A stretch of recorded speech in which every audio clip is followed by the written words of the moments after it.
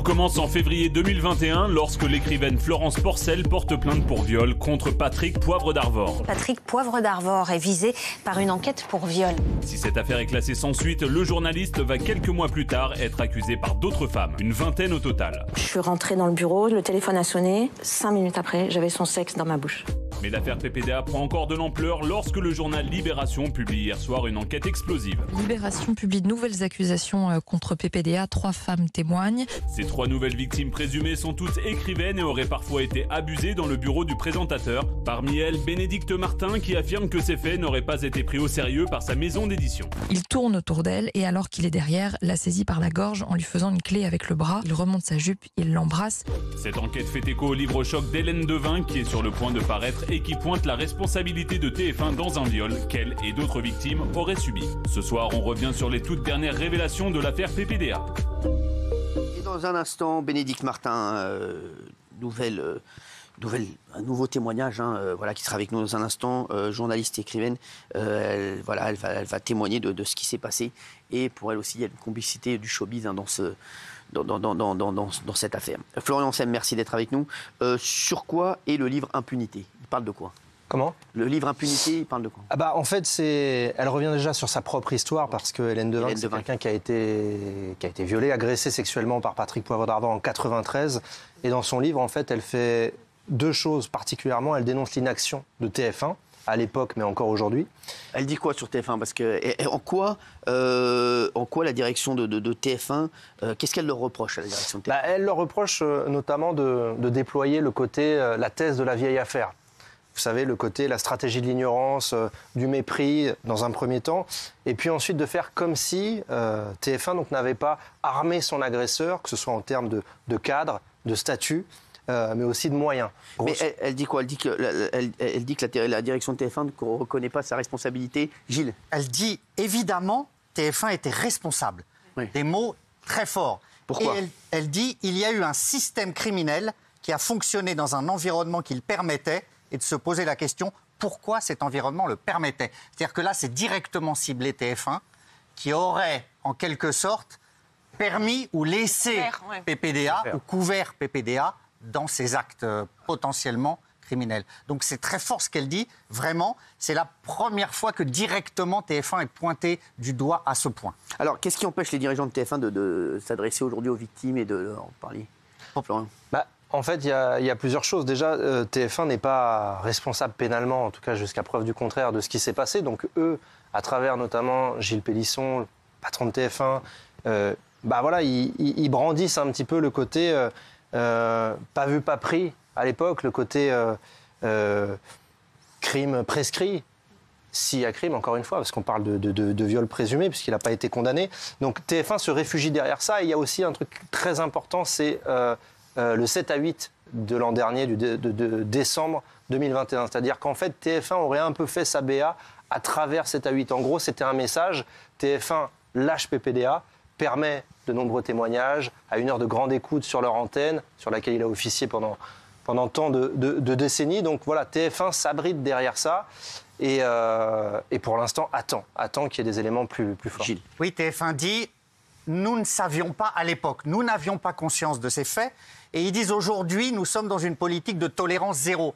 Il y a une sorte de distorsion, c'est-à-dire on ne savait pas à l'époque et aujourd'hui, tolérance zéro. Aujourd'hui, vraiment, le silence assourdissant de TF1 par rapport aux victimes commence à poser problème. Judiciairement, il ne risque rien, mais moralement, ça commence vraiment à être très lourd. Qu'est-ce qu'il aurait reproché d'avoir couvert. D'avoir couvert, de savoir et d'avoir rien dit. Et comment pouvez-vous ne pas savoir alors que ça se déroule à chaque fois dans les témoignages, c'est après le journal, on est invité aux 20h, il se passe ça, on va dans un bureau qui est à côté. Donc comment les responsables de TF1 ou les proches de PPDA auraient pu ne pas savoir, auraient pu ne pas entendre. Voilà, c'est ça qui pose problème. Florian. Ce que raconte Hélène Devin dans son livre, et qu'on savait déjà quand même depuis un moment, c'est qu'effectivement, les dirigeants de TF1 et les journalistes de TF1 ne se sont jamais cachés de savoir qu'il se passait des choses dans le bureau de Patrick Poivre d'Arvor. En revanche, ils ont toujours nié le fait de savoir qu'il y avait agression, viol, parfois éventuellement menace ou je ne sais quoi,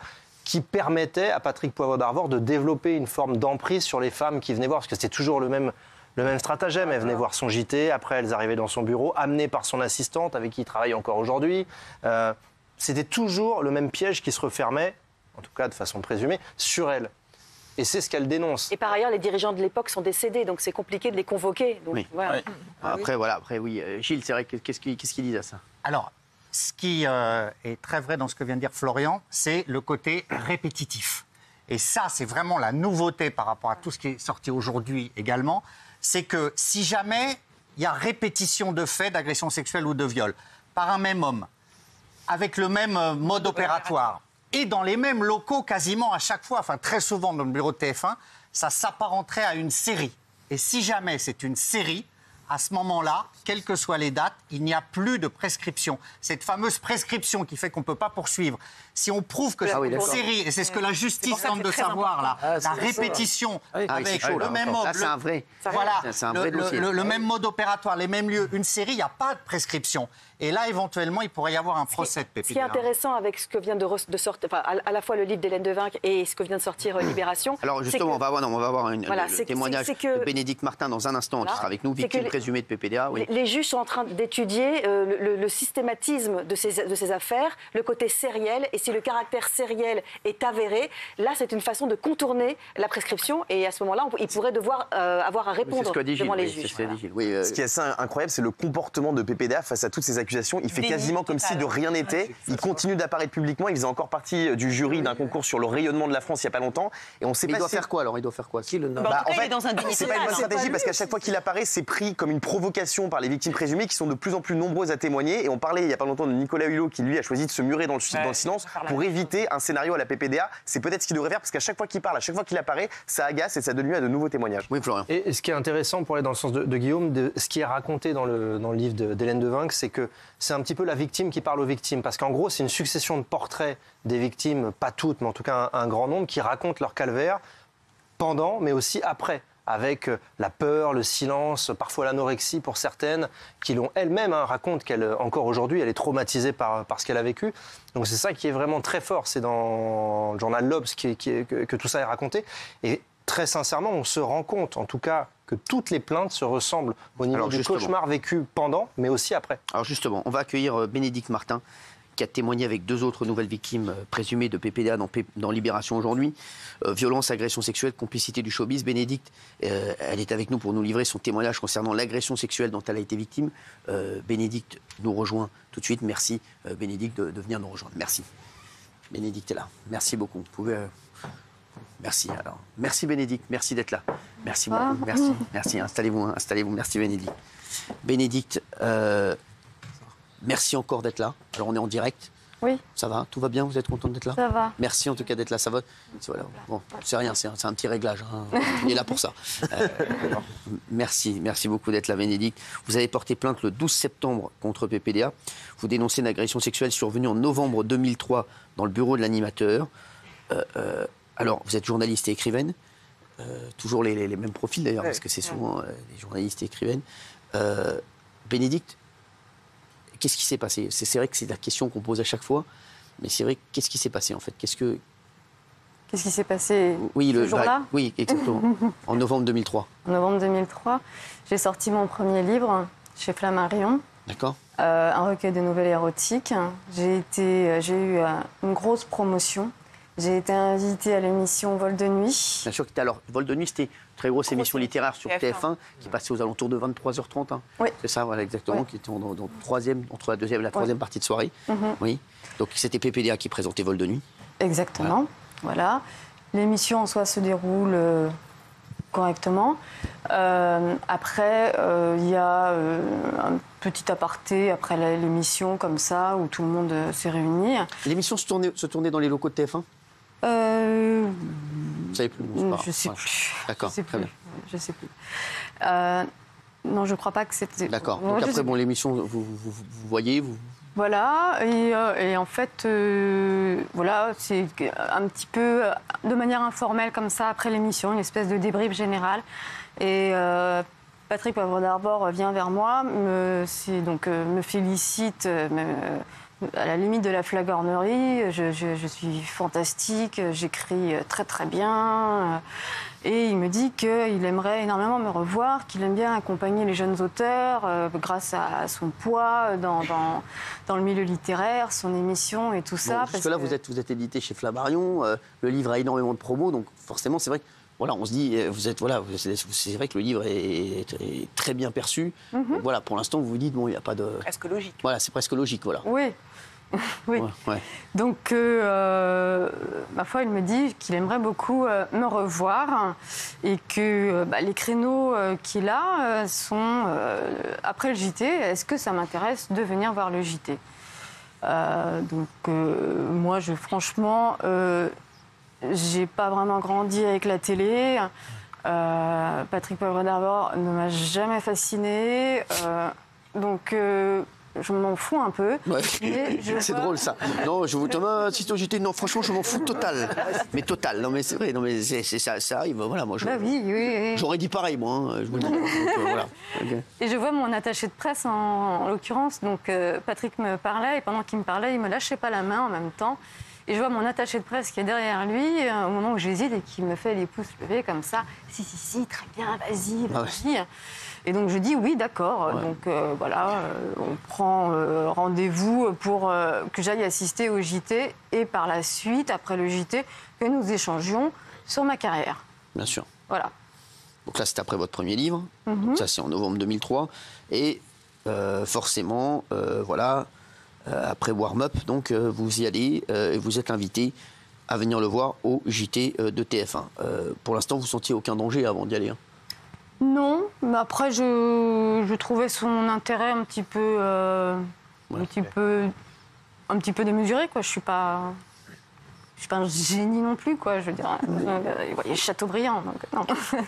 Aussi, non, mais c'est vrai que le livre, il y avait eu énormément de promos, les gens en avaient énormément parlé. Donc, alors, vous l'admiriez pas plus que ça à l'époque, donc vraiment, c'était pas. Non. Donc, vous y allez quand même au JT? Oui, par curiosité. Vous y allez, donc vous y allez tranquille, vous y allez toute seule? Oui, j'y vais toute seule. Parce que votre attachée de presse, comme elle voulait que vous y alliez, elle aurait pu venir avec vous? Non. Non, elle n'est pas venue. Ouais. Non. Et donc j'y vais par mes propres moyens. J'arrive, une assistante me fait monter donc, à l'étage où il y a le studio. Là, on m'installe sous la caméra, à côté du prompteur. Et il se passe à peu près 20 minutes avant la prise d'antenne où des gens, en fait, divers viennent me parler, comme le staff autour, et pour savoir où je mets mes affaires et tout ça. Et à chaque fois, on me nomme par un prénom qui n'est pas le mien. Donc ça peut être Marie, Julie, Mélanie. Alors qu'en l'occurrence, j'ai tout de même un prénom qui est pas très banal, qui est classique, mais qu'on retient en général. Et je me dis, là, ça fait tout de même un peu beaucoup. Il y a dû y avoir un défilé cette semaine de filles. Quand on vous a appelé Jean-Marc, vous avez dit, ah là, quand même, il y a un problème. Oui. Voilà. Et donc là, je me dis, c'est bizarre, quoi. Je ne suis pas très à l'aise. Oui. Le JT commence. Patrick arrive vraiment presque une minute avant la prise d'antenne et le JT commence. Entre chaque sujet, quand il fait ses lancements, voilà. Oui, il y a des reportages, voilà. Il me fait un peu des choses assez complices. Quel mot que tu veux que je dise, des petits clins d'œil comme ça. Et moi, je suis vraiment sous la caméra, entre la caméra et le prompteur. Bénédicte, je trouve que votre témoignage est incroyable parce que Bénédicte, c'est le premier témoignage qu'on a où Bénédicte, en fait, elle s'en fout totalement. C'est ça qui me fait rire. Et c'est pour ça qu'elle n'est pas du tout en fascination. Vous dites, mais si, en fait, c'est ça. En fait, on a eu d'autres témoignages de jeunes filles, de femmes, qui disaient qu'elles étaient très fans. Donc c'est ça qui est drôle, c'est que tous les gestes, elle se dit, mais qu'est-ce qu'il veut lui en fait? Non, mais ça, c'est assez drôle et c'est vraiment un autre type de témoignage, parce que c'est la première fois qu'une présumée victime, on est obligé de dire présumée, et à cette distance avec BDA, avec la télévision, donc vous avez écrit votre livre, vous avez fait votre truc, et puis après, vous dites, vous n'êtes pas là à la recherche de la gloire. On m'a lancé. Alors, j'avais écrit mon livre, je ne pensais même pas le publier. Je veux dire, ça a été une espèce d'édition express. où j'ai eu tout d'un coup, Géraldine peut en témoigner à l'époque tout de même, ils ont mis le paquet et ça m'est tombé dessus. Moi, je ne pensais pas du tout publier ce livre et je me suis retrouvée en l'espace de 6 mois dans un milieu qui n'était pas celui dans lequel j'évoluais. Alors, vous nous allez nous raconter ce qui s'est passé après. Géraldine, je sais que les équipes m'ont dit que vous connaissiez Bénédicte. Alors, on était édité par la même maison d'édition, Flammarion. On avait le même éditeur, Frédéric Becbédé. Et je connaissais bien sûr Bénédicte. Et je me souviens qu'effectivement, quand son premier roman est arrivé, Warm Up, effectivement, elle était propulsée dans toutes les télés. Tu avais Fardisson, tu avais absolument tout fait. Est-ce que vous parlez de Frédéric Becbédé qui était votre éditeur? Mon éditeur et son éditeur. Et on en parlera après. Vous avez dit que votre éditeur ne croyait pas à cette histoire. Moi, je ne l'ai pas dit, c'est Bénédicte. Non, oui, bien sûr, Bénédicte, oui. Alors, Bénédicte, après le journal se termine. Voilà. Donc, le générique de fin. Pendant le générique de fin, même, Patrick quitte le plateau sans un regard.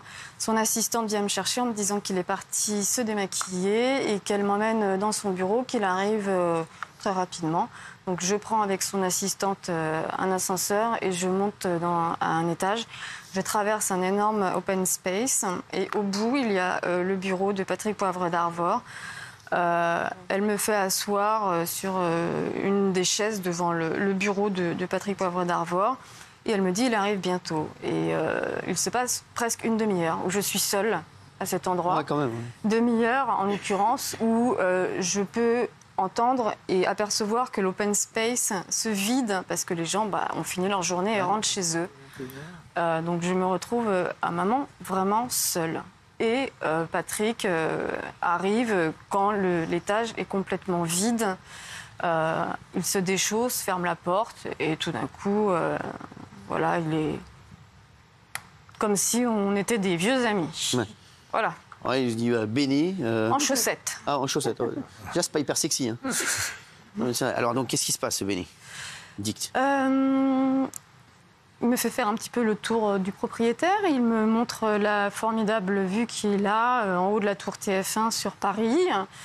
Il me montre la bibliothèque avec des photos, on va dire, un peu trophées de lui avec des gens importants, des présidents. Donc, ça peut être Bill Clinton, Yasser Arafat. Il s'attarde pas mal et même beaucoup sur une photo de Solène, sa fille. Il me propose de boire de l'alcool. Moi, je ne bois pas. Néanmoins, lui se met à en consommer. La discussion, il est assis derrière son bureau, se lance un peu sur pourquoi j'écris. Des choses, quels sont mes thèmes, qu'est-ce que je lis. Somme toute, une discussion, on va dire, assez classique, qui commence à dévier à un moment, parce que quelques jours avant, en fait, j'avais fait l'émission, Tout le monde en parle d'Ardisson, où Thierry Ardisson avait balancé sur le plateau, en fait, mon petit ami de l'époque. Un moment tout de même extrêmement gênant, en lui posant des questions particulièrement déplacées qui avaient fait rire tout le plateau et Baffy et tout le monde. Et ce qui avait fait qu'en fait, mon ami était parti sans vouloir répondre parce que c'était particulièrement déplacé. Patrick me fait référence à cet épisode et me demande en fait comment j'ai arrangé le coup avec mon copain, s'il est jaloux. Voilà. Il me pose également, donc là je me dis il me pose la question à savoir aussi pourquoi je suis éditée dans une grande maison d'édition comme Flammarion, et en l'occurrence si j'ai des contacts, et sans. Il essaie de savoir si vous avez quelqu'un, quoi, en fait. Il me demande également si j'ai couché avec mon éditeur. Ah ouais, direct. Simplement, voilà. Et là je me dis c'est commence à être des questions tout de même un peu bizarres, et malgré tout je réponds parce que je suis bien élevée. Et là, voilà, la discussion continue à vriller quand il se met à me parler de mon poids. Alors oui, c'est ça, il vous parle de votre poids, il dit qu'il aimerait vous aider à vous nourrir. Voilà, qu'en fait, il est très sensible aux filles qui sont d'une grande minceur, voire d'une maigreur. En l'occurrence, il me demande si je suis anorexique. Et qu'en l'occurrence, les filles anorexiques sont souvent très fines, très sensibles et qu'il connaît particulièrement bien le sujet pour avoir été père d'une fille anorexique qu'il était. Et donc voilà, en fait, là, je me dis, ça va plus trop. Et pendant tout ce moment, en fait, où la discussion vraiment dévie, vrille, Patrick parle debout en marchant dans son bureau. Il tourne autour de son bureau, il tourne autour de ma chaise. Et à un moment, quand il est derrière moi, il me saisit en fait comme ça, avec une clé de bras. Je bascule en arrière avec lui sur le tapis et nous nous battons. Incroyable. Alors, c'est vrai que vous n'arrivez pas à décrire la scène. Libération a relaté le récit de votre agression sexuelle. Vous dites puis... Donc il tourne autour de vous, et alors qu'il est derrière elle, la saisit par la gorge en lui faisant une clé de barre, ce que vous avez dit. Elle bascule, ils se battent par terre, il remonte sa jupe, il l'embrasse et son haleine épouvantable la révulse. Elle tente une feinte, non pas comme ça, on vaut mieux que ça, prenons rendez-vous. Et elle s'enfuit tandis qu'il se lève pour prendre son calepin. En fait, donc, quand on était en train de se battre au sol et qu'il mettait sa main dans ma culotte, qui remontait ma jupe et essayait de baisser mon collant. J'ai vraiment eu un moment où je me suis dit, pas moi, je veux pas. Et en fait, j'ai repoussé d'une main son visage, qui m'embrassait de force, et je lui ai dit, Patrick, j'ai minaudé, je lui ai dit, nous méritons mieux que ça, de manière plus jolie. Je me suis dit, voilà, essaye de t'en sortir par la feinte. Bien sûr. Parce que de toute façon, il avait la force physique pour lui. Il aurait de toute façon... C'est un homme, moi je pèse 40 kilos. Voilà. Donc c'était la feinte. Il s'est levé aussitôt et il a attrapé son carnet pour fixer un rendez-vous. Et même moi, je suis partie en courant. J'ai pris mes affaires, je suis partie en courant dans un couloir sans lumière. Voilà. En attendant l'ascenseur, en ayant peur qu'il me rattrape. Qu'est-ce que vous vous dites après dans l'ascenseur, quand vous retournez chez vous, sur le chemin du retour, vous dites quoi? Sur le chemin du retour, déjà j'ai attendu une demi-heure un taxi parce qu'on est en 2003, il n'y avait pas de VTC. Oui. Donc là, vous cogitez? J'ai peur qu'ils reviennent. Ouais. J'ai peur qu'ils reviennent. Voilà, je suis sous le choc. Ah oui. Vous en parlez à quelqu'un tout de suite? Vous appelez quelqu'un? Non. Pas du tout. Vous en parlez à personne? Non. Personne. Vous rentrez chez vous, vous en parlez à personne? À l'époque, je vivais chez ma mère. D'accord. Et je vous avoue qu'à 24-25 ans, on n'a pas envie de parler de ça avec sa mère. C'est ça. On ne va pas dire... Donc là, vous êtes chez vous, vous vous sentez forcément mal, vous n'en parlez à personne. La nuit, vous y pensez toute la nuit, vous vous dites... Je m'en souviens pas. Là, pour le coup, c'est à 19 ans, je m'en souviens pas. Je sais que quelque chose de grave et d'anormal s'est passé. J'ai conscience d'être passée à côté de quelque chose de terrible. Mais c'est vraiment, voilà, c'est diffus. Bien sûr. Alors, vous en parlez ensuite à Flammarion, votre éditeur. Donc, vous en parlez à qui chez Flammarion? Je me rends dans le bureau de Frédéric Becbédé. Qui était votre éditeur? Qui était mon éditeur. Donc, vous lui dites quoi? C'est le jour ouvert juste après. Pardon? Vous lui dites quoi?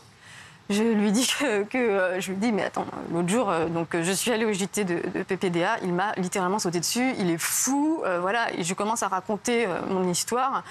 Et Frédéric rit de son rire tonitruant que Géraldine doit connaître, hein, quand il explose de rire comme ça. Rien n'est grave, voilà. En fait, je suis sidérée. Je suis sidérée de sa réaction. Houellebecq est là. Et Frédéric, en fait, prend Michel Houellebecq à partie et lui dit « Ah, bah regarde, Bénédicte, voilà, PPDA, c'est la nouvelle sur qui il est. » Alors, il paraît qu'il aurait dit qu'est-ce qui se passe? Il se passe que PPDA a essayé de sauter Bénédicte. Houellebecq aurait conclu « Rien ne change alors. » Voilà. Et en fait, moi, je suis dans le bureau debout et je vois ces deux hommes qui ne voient pas la gravité, qui ne me défendent pas. Je ne vois aucun courroux, je ne vois aucune colère. Je ne vois personne qui me défend. Donc, je m'en vais. je descends voir mon attaché de presse qui me dit tout simplement, mais à quoi tu t'attendais ? T'as 25 ans, t'es une jolie fille, tu viens d'écrire un livre, PPDA est un passage obligé. Incroyable. Alors, 2 ans plus tard, vous recroisez PPDA. Dans un lobby d'hôtel, vous êtes avec un enfant endormi sur vos genoux. Et là, qu'est-ce qu'il vous dit ? Alors, il y a tout un... Voilà, il y a tout un contexte, en fait, dont je ne peux pas trop parler par rapport à l'enquête. Bien sûr. Ça se passe à Londres. Je rends visite à une amie pour l'inauguration d'un hôtel. PPDA se trouve là et il s'avère qu'il est proche d'elle. Et donc moi, elle décide, alors que je l'avais avertie à maintes reprises de qui était PPDA. Ils avaient débuté une relation. Après, voilà, les gens font ce qu'ils veulent. Néanmoins, voilà, elle décide de passer la nuit avec lui et elle était là avec son enfant. Et moi, je lui dis que je rentre à Chelsea, à l'appart, avec son fils, si elle veut rester avec Patrick Poivre d'Arvor. Et là aussi, je me retrouve dans ce lobby d'hôtel à Trafalgar Square avec un enfant de 9 ans qui s'endort. Il est très tard et les taxis n'arrivent pas. Et c'est très long. Et tout d'un coup, vraiment, derrière moi, derrière les plantes vertes, j'entends la voix de Patrick Poivre d'Arvor, avec une voix tout de même très particulière, qui me dit « Bénédicte, nous pouvons reprendre où nous en étions restés ». Et donc je sursaute, l'enfant se réveille et il l'a fait fuir en l'insultant. Oui. Il a de l'air réparti. Oui. Ah oui, ah oui. Non, mais c'est incroyable, ouais, donc oui. Non, le témoignage de Bénédicte, il est bouleversant. Il y a des détails qui posent question, puisqu'on se demande si TF1 était au courant. Ce soir, vous nous révélez qu'il y avait quand même une assistante qui vous emmenait sur le plateau, qui vous emmenait à son bureau, donc il n'était pas seul, et qui visiblement devait assister tous les soirs à ce spectacle. Donc il y avait un vrai mode opératoire. Et l'autre chose qui ressort apparemment, au-delà du fait que les agressions auraient eu lieu dans son bureau, c'est qu'il faisait miroiter à chaque fois des opportunités professionnelles aussi. Oui, en tant que... moi j'attendais rien. Non, mais attendez rien de sa part. Mais oui, je pense qu'il m'a pris pour une oie blanche. Ouais. Alors... Aujourd'hui, qu'est-ce que vous attendez de la justice ? Alors, juste avant de rentrer en plateau, j'entendais que vous évoquiez le côté sériel. Oui. Et ce serait vraiment bien que la justice le fasse pour l'affaire PPDA, parce que nous sommes des dizaines et des dizaines de femmes qui avons soit porté plainte, soit témoigné de manière anonyme ou à découvert, qui souffront. Bien sûr. De ne pas être suffisamment entendus, qui souffront de sa morgue, de son dédain, voilà, de son mépris envers nous. Il continue à porter beau, à se faire inviter. Moi, je souffre à chaque fois quand je le vois en une. Par exemple, je prends le train cet été avec mon fils au relais Hachette. Il est en couverture de Voici à la plage. Je souffre. Je suis invitée à un salon du livre. Il est président d'honneur. Je souffre. Je me dis non, ce n'est pas possible. Donc la prescription en France fait que les faits sont trop vieux pour qu'ils soient jugés. Donc nous, ce qu'on attend, c'est un procès. C'est qu'ils soient entendus, c'est qu'ils se tiennent devant le juge et que la justice, après, fasse son travail. Mais il faut aller jusqu'au procès. Un tel comportement, ce n'est pas un délit, ce n'est pas de la drague lourde, oui. C'est un crime. Géraldine. Je suis très touchée par ce que raconte effectivement Bénédicte. Et puis moi, je me repense, moi, jeune romancière. Parce que vous étiez dans la même maison d'édition. Même maison d'édition, invitée aussi pour Vol de nuit avec PPDA. Je l'ai raconté aussi ici maintes fois. Et effectivement, je suis, après l'émission, une jeune romancière. Donc moi, c'était encore il y a plus longtemps que toi. Et effectivement, moi, il me poursuit à la fin de l'émission. Et je l'ai raconté ici, entre les deux portes battantes. Je suis donc toute seule avec lui et il me dit « Vous me plaisez beaucoup, j'adore votre roman, le même mode opératoire que tu décris, de manière très pressante, il est très pesant comme ça. » Et puis je lui dis « Écoutez, tant mieux. » Il me dit « Il faut qu'on se revoie. » Je dis « Non, on se reverra pour mon prochain livre. » Et en fait, je dégage et je lui mets une sorte de râteau comme ça.